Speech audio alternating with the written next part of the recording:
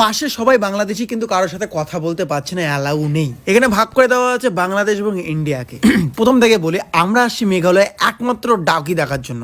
ডাউকি একটা লেক, সবাই জানো। মেঘালয় আসলে ডাউকি না আসলে ভাই জীবন বৃথা।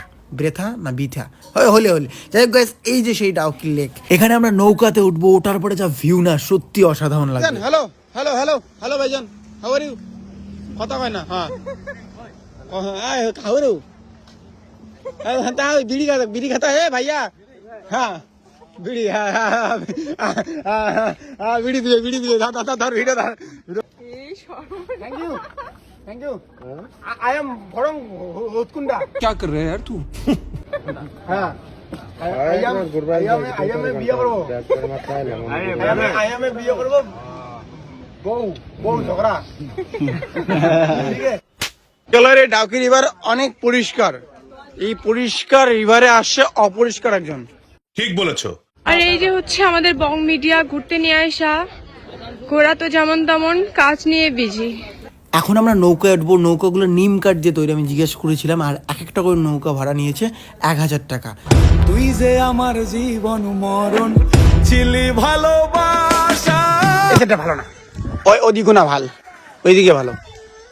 মেঘালয়ের ডাউকি রিভার, डाउकी रिवर भाई। क्या बीड़ी दिया? ओ भाई बीड़ी दिया तुमने?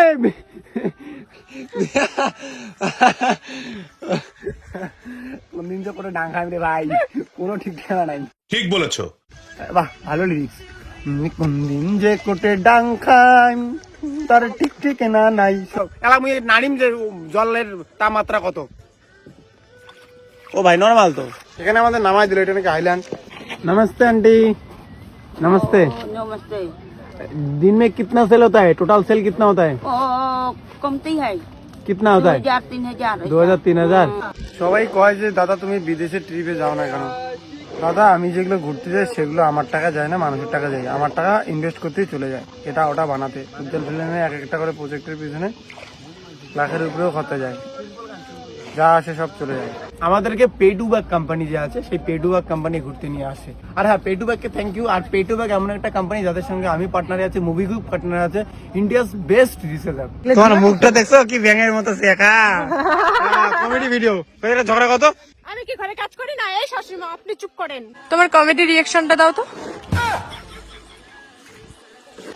জীবনে কিচ্ছু নাই ভাই, একদিন না একদিন মরতে হবে, তাই বাকি লাইন ভুলে গেছিলাম।